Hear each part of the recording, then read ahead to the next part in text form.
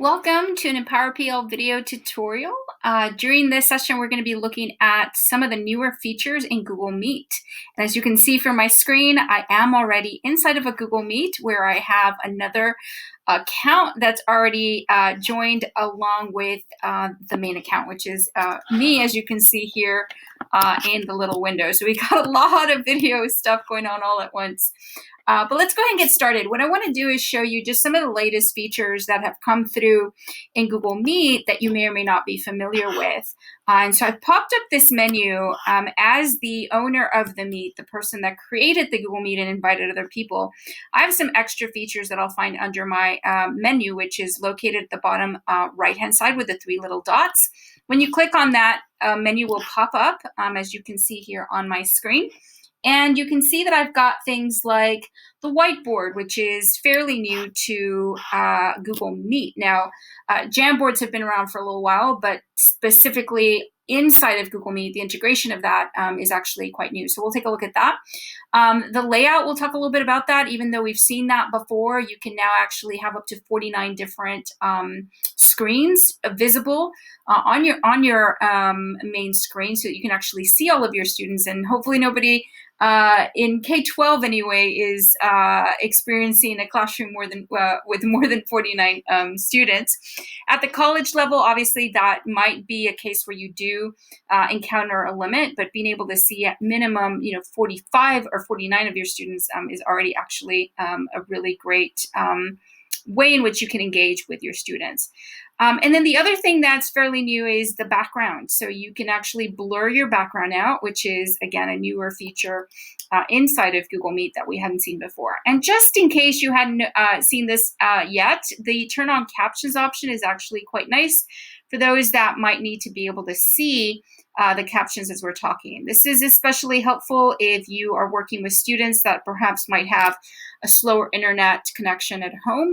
This should be able to help so that they can still at least see the text. Now, it's not perfect, but it does actually do quite well. All right, so let's start with the whiteboard. So if you wanted to start a whiteboard to assist with maybe some brainstorming, maybe some group activities, things like that, where you're working on challenges or problems, and math even could be a great use for this. Really just anything where you need a space to be able to draw. So you could click on open a jam, and this is going to create a new Jamboard. And you can either choose one perhaps that you've already created and have in your Google Drive, or start a brand new one. And we're going to go ahead and click on create a new one.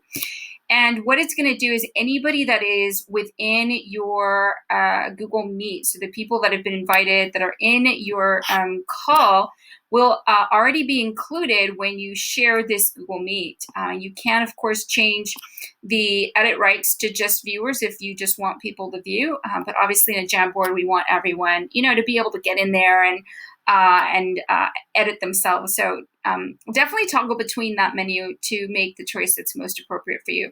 You can also just turn on the link so that anyone within your organization can actually find that particular document and be able to go in and either edit or edit actually is the option they get.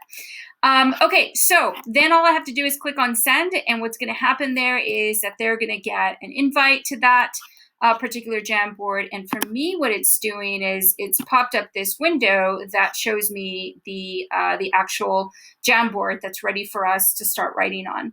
And this is, as you can see, on the fly, in that, we were maybe talking about something, we're like, what, let's brainstorm on this, or let's start to create, what we're talking about here. Let's actually start to create something that we can later come back to and what have you. And of course, once you're in Jamboard, you can start adding sticky notes, you can add images, text, all that kind of good stuff. Definitely check out video tutorials on Jamboard. It's a really great feature that you can add to your meets. It allows for people to collaborate, not just from the standpoint of talking or listening, but now to actually collaborate and be able to work on things together. So that's the Jamboard option. All right, so let me close that out, and let's go back to the three little dots, and now we're going to check out a couple of other things. So let's go to layout. So we had this feature here before, but the layouts that we had available didn't necessarily include the tiled version that now allows you to get up to, and here I'm going to just show you. So when you select tile down at the bottom, you can actually move this lever all the way over up to 49 people. Of course, here I only have 2 people connected, but if you had more, what you would end up getting is something like what you see here when it's tiled. It would just start to pile into your one screen, and the more screens get connected, so as you're getting closer and closer to that 49 limit, then obviously each of the squares are going to get smaller and smaller so that all 49 actually fit. There's also a page option where you can actually see multiple pages.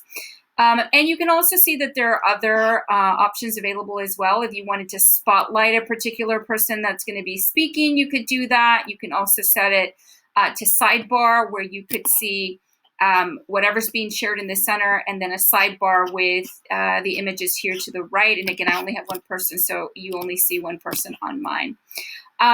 But this is pretty much the way that this works. So you just slide this over to be able to adjust the amount of people that you want to be able to see on your screen. All right, so that is available there for you to make your choices. And just as an FYI, I can choose for myself what I want to see on my screen. So I'm really affecting only my screen. I'm not affecting the people that are connected to this meet. They can change their own by going to the 3 little dots as well. So just know that this isn't a universal setting where you're affecting everybody else's view as well, okay? All right, and the next one is going to be change background. So we talked a little bit about how you can now blur the background. You can, of course, add other backgrounds as well.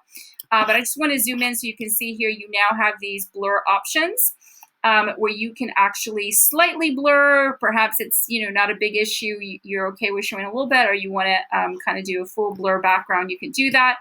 You can also change it by selecting any of the ones that are available there so that it shows up with that blurred background. Now, just FYI, you can see now my background is blurred there. Not blurred, but I put an image behind it. Just an FYI in that this does consume a little bit of bandwidth, and so some of your students might still have issues with trying to get those backgrounds to pop up. So of course, if a student cannot or does not want to pop on their video, even though you do have these blurred options and background options, it might be best that in that case, that student, perhaps it's just not doable. And I think that's definitely okay. Okay, so that's background. So I'm going to go back to none so that it doesn't affect our bandwidth here and close that out. And then once again, 3 little dots. I'm going to zoom in here once more. The last thing I'm going to show you is turn on captions. And there I just want to remind you that the captions is a really great way for your students to be able to view what you're saying in that bottom section there, where as I'm speaking, they're going to be able to see those captions down there at the bottom. So you turn yours on, and your viewers who are within the Google Meet will see that bottom bar as well. And of course, it's nice for you to be able to see, because if you're talking and can kind of just glance and skim, you can certainly correct yourself if anything pops up incorrectly. So those are some of those features that perhaps you hadn't maybe seen before. So I wanted to share those with you. So for those that are using Google Meet can definitely take advantage of all of those new things. Now, there have been some extra things like polls, breakout rooms, and such, which you may or may not see options of. It depends on the kind of account you're using. But the Google Apps domain account does have breakout rooms available where you can split your classroom or the people that are within your Meet into smaller group discussions. You can also do polls and question and answer. So I'm just going to show you really quick the breakout rooms. For those of you who do have this option and see this when you log into your account. So for example, in your school account, you might see it. In your personal account, you wouldn't.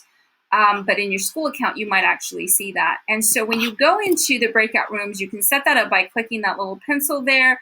You can designate the number of rooms here. Because there's only 2 of us, it won't give me more than that. And really, it can't even split into 2 rooms if there's only two of us, that would just be one room per person, which defeats the purpose. But anyway, you can, of course, create more rooms. Your people that are within your Meet, so whether it's you're working with teachers or with students, you can drag and drop and put them into rooms, or you can say shuffle and it'll automatically shuffle people into rooms at random. So you have control over how you want to do that. You can also set a timer, basically saying, okay, I want you to work in these breakout rooms for the next 5 minutes. And then you set that time, right? So you enable that, and then you set the timer here. And so let's just say you wanted 5 minutes, you click OK. And when you're ready, you can send these folks over into their breakout rooms by clicking open rooms, and they will all shuffle into those rooms. Once the time is up, it will pop up a little message on their screen saying time is up. And so everyone will know when they're supposed to come back to the main room. I'm going to go ahead and cancel that since we're not going to actually break into rooms.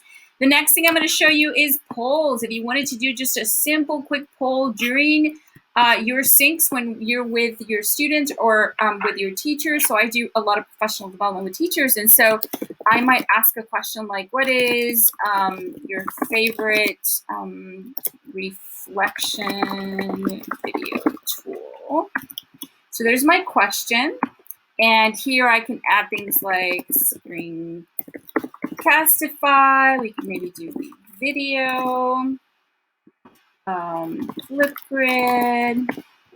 All right, and then you say launch, or you could save it and launch it later if you wanted to have these ready to go and then launch them later. We're going to say save. So there is our question or our poll, and we can show the results so everyone can see it.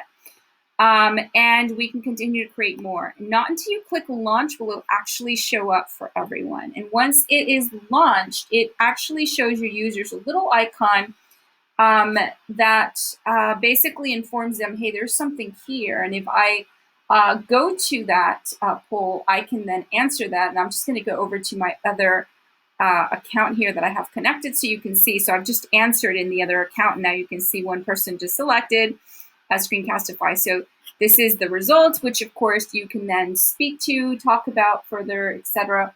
And if you selected that option to show everyone the results, then obviously they'd be able to see that on their screens as well. The last option you have here is Q&A, so you can actually open and allow questions so other people can ask questions. So for example, let's say there was someone in here that was like, what is Screencastify? So let's say they didn't know. They saw it in the poll, and they wanted to ask that. And so I just used my other account to ask that question. You'll notice that it has a thumbs up, and others could basically click on that, and you'd be able to see, oh, wait a second, like I've got 10 people out of my 50 in here that don't even know what Screencastify is. So let me take a minute, if you have time within your session, let me take a minute and actually talk about this. And then at that point, you can mark it as answered. If you've addressed it at that point, you can obviously delete it at that point. You can also mark it as hidden. So if somebody were to type something in that was maybe inappropriate, you can hide it so that it doesn't show up for everyone else. So that's a really great way to create interaction inside of your syncs with your students and with your teachers to really make it more interactive and really personalize what's happening during your syncs with your audience. So definitely check out those features. Just going to close it out and show you that when you're in the Meet itself, you'll see those particular options up here at the top with these three little shapes. That's going to take you to those different options, the breakout rooms, polls, and Q&A, versus the previous things I showed you were located in the menu down here at the bottom by clicking on the three little dots to be able to pop that open. Of course, from here, you can turn on captions as well. And all the way over to the left-hand side, if you pop open this menu, which all of you will see within your Meet, you would be able to see the meeting information in case you need to add anyone. You could copy the information from here and email it to people if you needed to. And last thing on here are the attachments. Anything that you've started to open as part of that meeting, will show up for your attendees, for your students, for your teachers, whoever's joining you on those meets, as attachments that they can easily click on to be able to get to those documents. You don't have to necessarily keep pasting in the links to those within within the chat, which would appear over here. Now, of course, they also appear here for you automatically when you've shared something. But I really like this feature down here, getting to those attachments and being able to just click on them and open those up. So I hope these features, I hope you find them useful. I hope that even just in this demo, you can see hopefully the possibilities of how you can use all of these things in the classroom with both students and teachers. So have fun using Google Meet.